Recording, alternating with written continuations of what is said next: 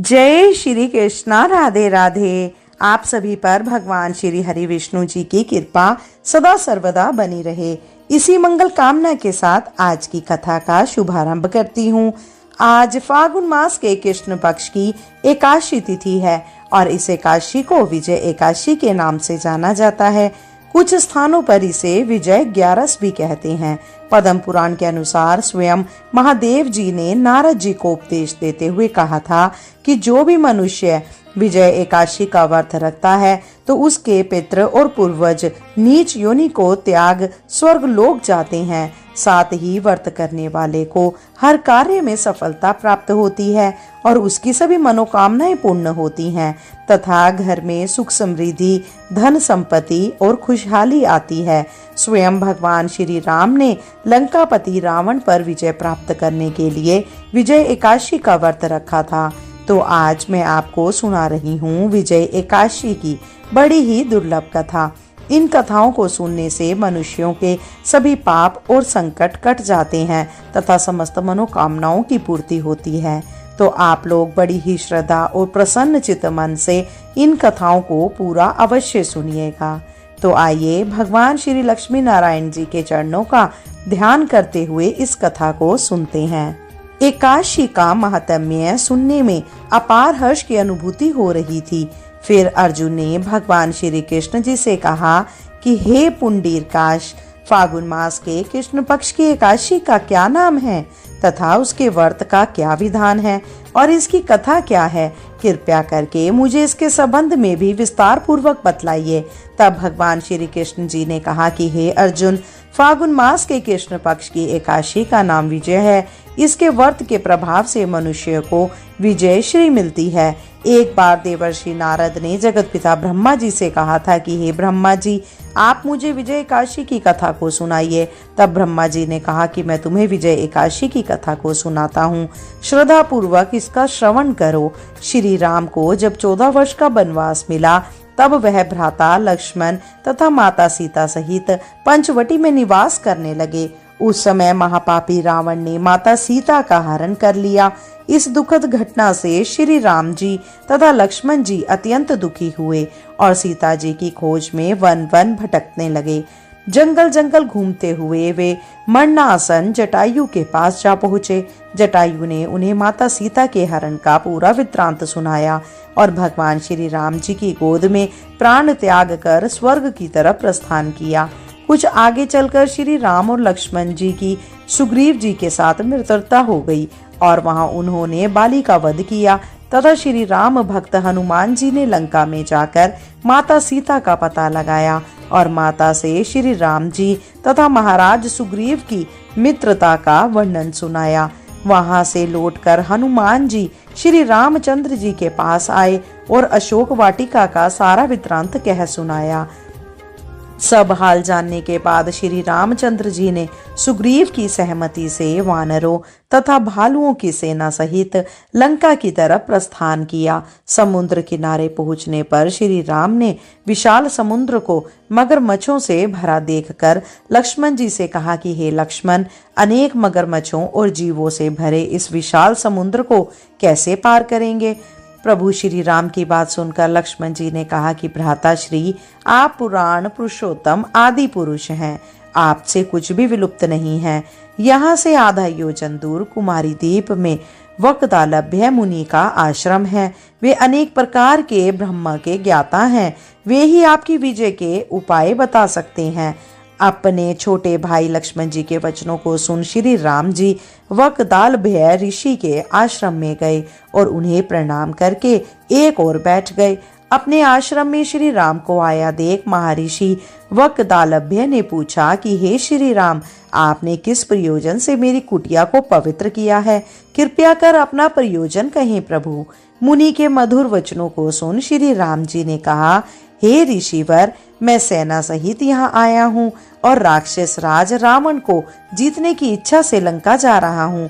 कृपया कर आप समुद्र को पार करने का कोई उपाय बतलाइए। आपके पास आने का मेरा यही प्रयोजन है। महर्षि वक्तालभ्य ने कहा कि हे राम, मैं आपको एक अति उत्तम व्रत बतलाता हूँ जिसके करने से आपको विजय श्री अवश्य ही प्राप्त होगी। यह कैसा व्रत है मुनि श्रेष्ठ जिसे करने से समस्त क्षेत्रों में विजय की प्राप्ति होती है?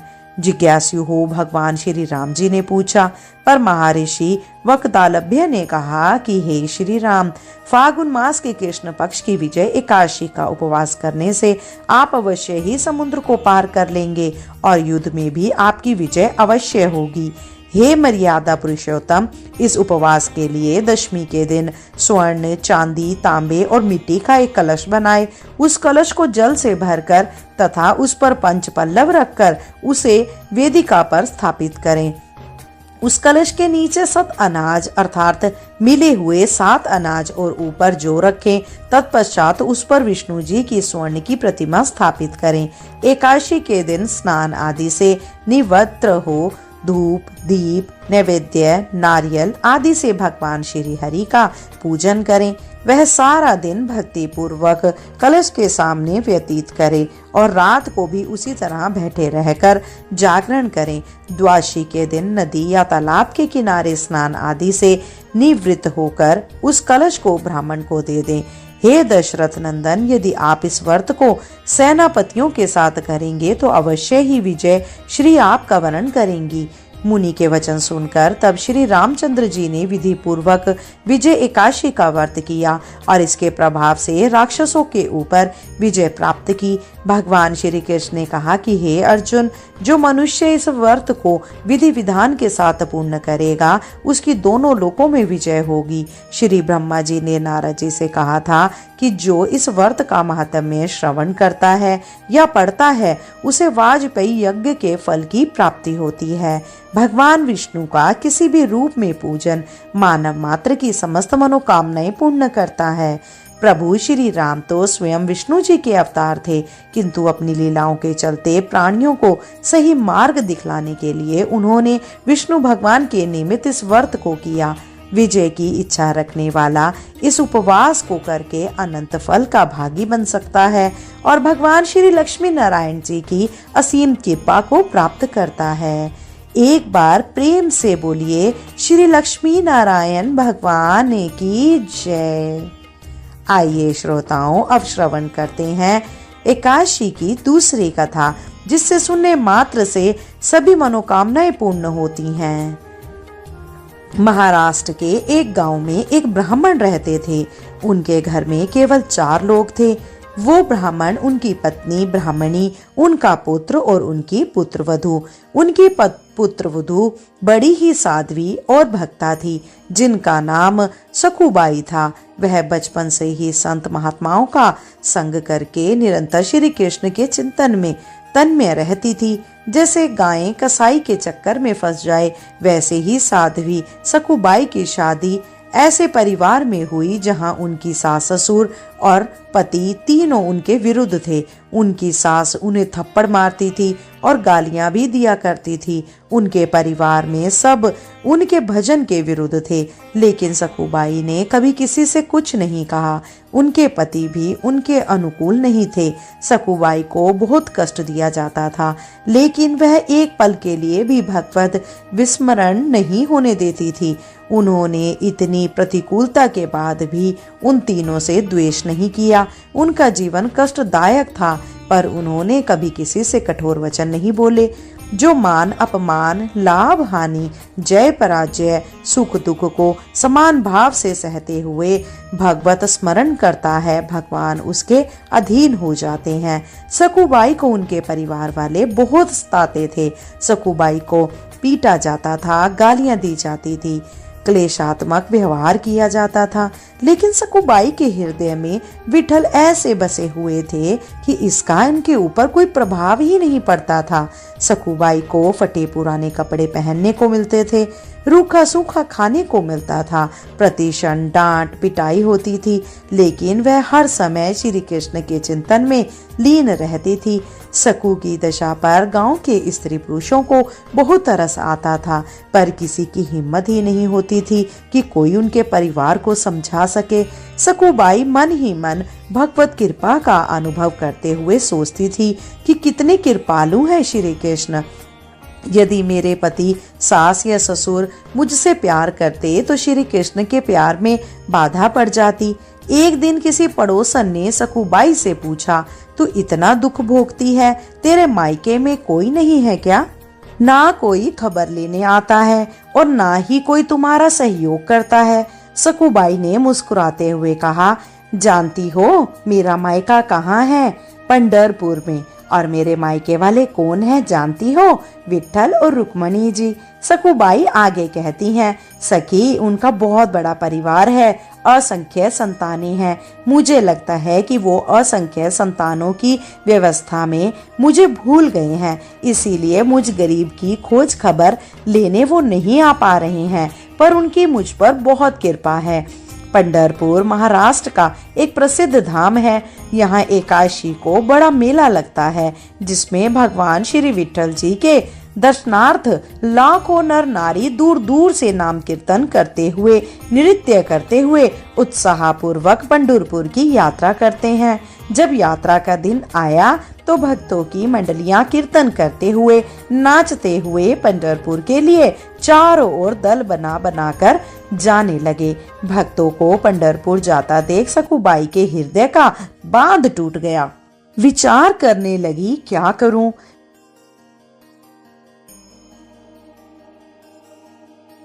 मेरे प्रियतम का ऐसा बड़ा उत्सव हो रहा है, यदि मैं सास से पूछूंगी तो पिटाई ही होगी। उन्होंने सोचा सास ससुर पति कोई जाने तो देगा नहीं। सकूबाई को पानी भरने के लिए रोज कृष्णा नदी में जाना होता था। उन्होंने घड़ा लिया और कृष्णा नदी में जल भरने के बहाने घर से निकली। प्रेमी भक्तों के संकीर्तन दल को देखकर सकू के हृदय में प्रेम उमड़ा। पंढरपुर जाने की प्रबल इच्छा करके उन्होंने घड़ा वहीं रख दिया और वह भक्तों की मंडली में चली गई। उन्हें जाते हुए एक पड़ोसन ने देख लिया और दौड़कर उसने उनकी सास को बतला दिया कि उसकी बहू संतों की मंडली के साथ भाग गई है। अब सास और पति ने बड़े बड़े डंडे निकाले और उन्होंने सकू को रोकने के लिए दौड़ लगाई। उन्होंने देखा तो सकूबाई अपने प्रीतम के दर्शन के लिए विशेष इच्छुक थी और भक्तों के बीच में भगवत प्रेम में उन्मत्त हो रही थी।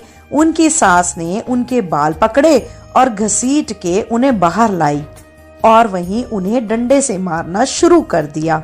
घर ले जाकर तीनों ने मिलकर उनकी पिटाई की। सकूबाई सिर्फ हे विट्ठल, हे कृष्ण, हे गोविंद कहती रही।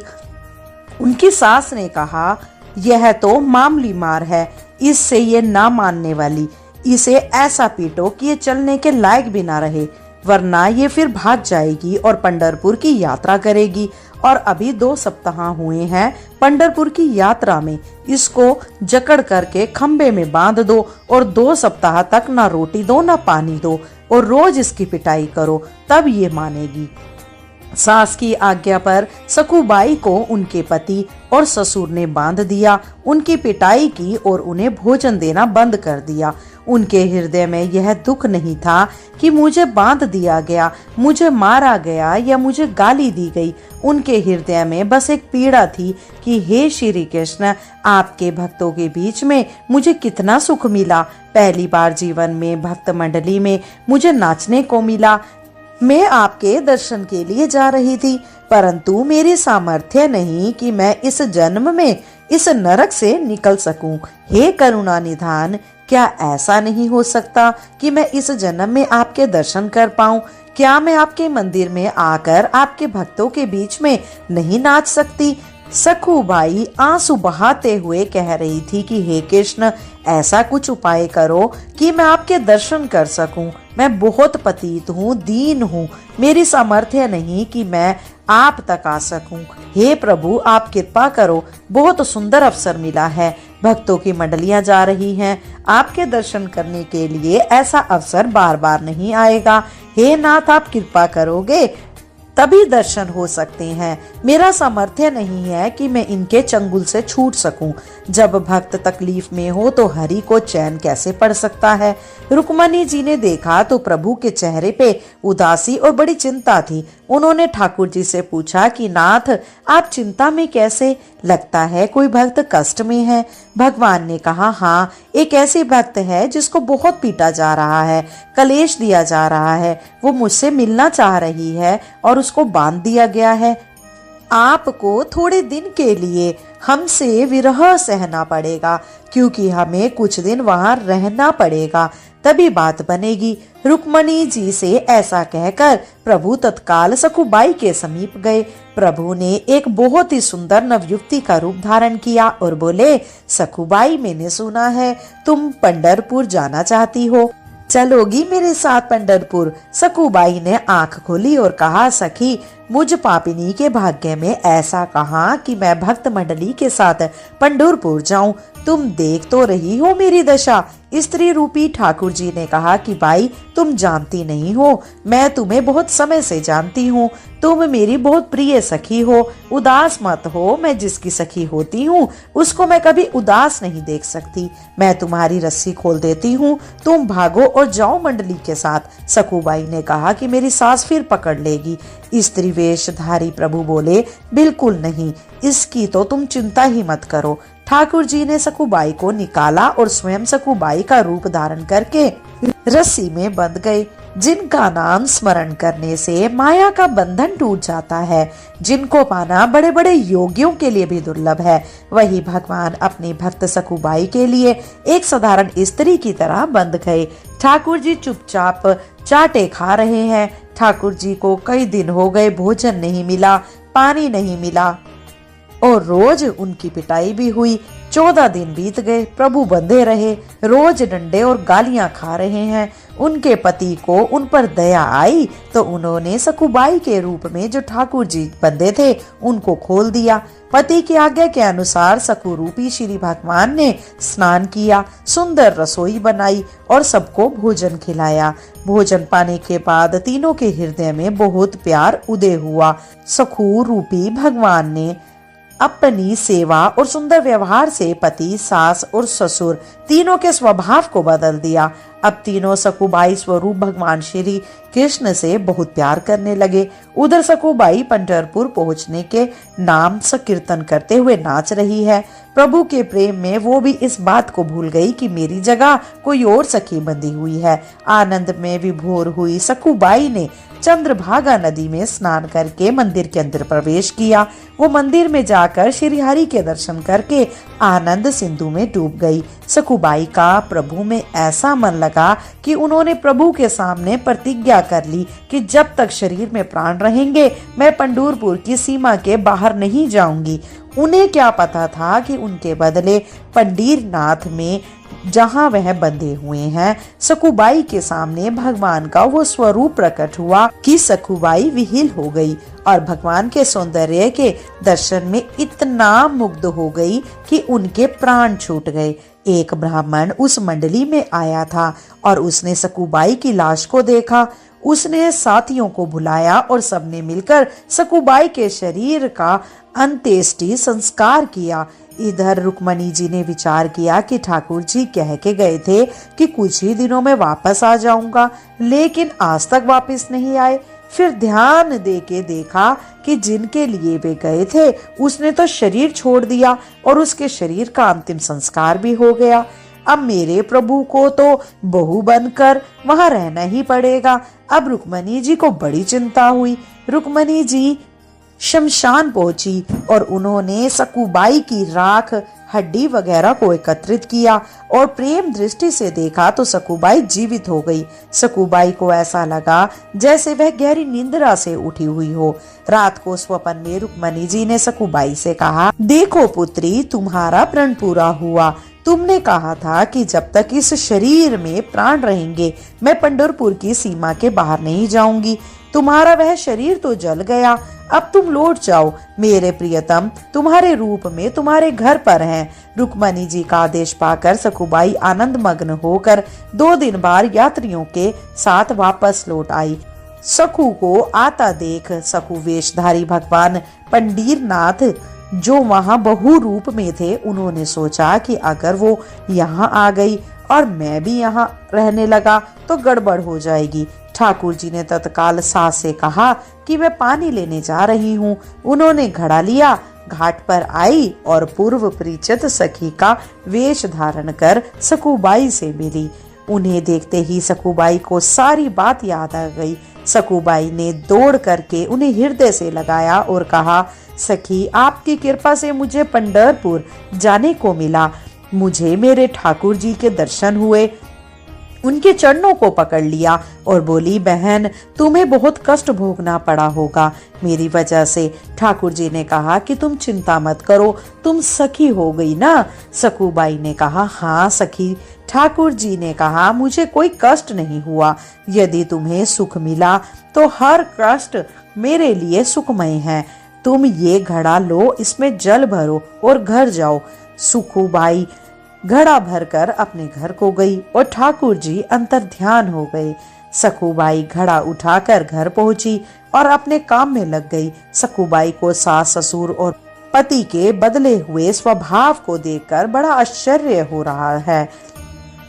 दूसरे दिन वो ब्राह्मण अर्थात जिसने सकुबाई के शरीर का अंतिम संस्कार किया था वापिस आया और उसने सकुबाई के घर पहुंचकर कहा कि मैं एक खबर देने आया हूँ। तुम्हारी बहू पंढरपुर गई थी, जहाँ ठाकुर जी के दर्शन करके उसके प्राण निकल गए और हम सब ने उसके शरीर का अंतिम संस्कार कर दिया। परिवार वालों ने कहा कि हमारी बहू तो घर के अंदर है। आवाज लगाई, सकुबाई सामने आ गई। सकुबाई को देखकर ब्राह्मण के होश उड़ गए। ब्राह्मण के बहुत कहने पर उन्होंने सकू को अपने पास बुलाकर पूछा कि हमने तुम्हें यहाँ बांध रखा था, लेकिन ये कहते हैं कि तुम पंढरपुर में गई और वहां मर गई, कैसी बात है ये? सकुबाई ने कहा, ये जो कह रहे हैं बिल्कुल सत्य है। जिस समय आपने मुझे बांध रखा था उसी समय कोई नव युवती स्त्री आई थी और उसने मेरी सहायता की और मुझे खोल दिया। मैं भक्तों के साथ पंढरपुर गई और वो यहाँ बंधी रही। मुझे तो वहाँ भेज दिया और स्वयं आपका प्रतिकूल व्यवहार सहती रही। मैं पंढरपुर गई थी, वहाँ एक दिन मैं वहाँ बेहोश भी हो गई थी। बाद में मुझे मालूम हुआ कि मैं मर गई थी और मेरे शरीर को जलाया गया था, पर रुक्मणी जी ने मुझे फिर से जिंदा कर दिया और वापस भेज दिया। मैं जब नदी के पास आई तो वह युवती जिसने मुझे खोला था वो मुझे घड़ा देकर चली गई। आप लोग जानते हैं वो युवती कौन थी? सास ससुर और पति ने कहा, हमें तो पता नहीं। सकुबाई ने कहा, जब वो चली गई तो मुझे पता चला कि वो मेरे पांडुरंग विठल ही थे।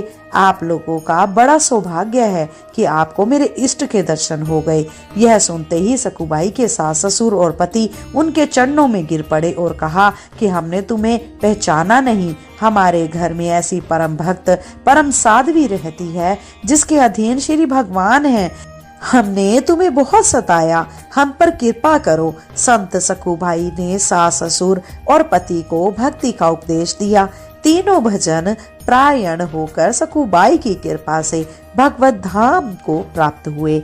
यदि उपासक भक्ति मार्ग में आगे बढ़ रहा हो और उसके जीवन में प्रतिकूलता आए तो उसे आनंदित होना चाहिए कि अब हरि जल्दी ही आने वाले हैं। जब जब प्रतिकूलता किसी भक्त के जीवन में आई हो तो भगवान का ऐसा अवतार हुआ जो ना तो पुराणों में लिखा है और ना ही शास्त्रों में।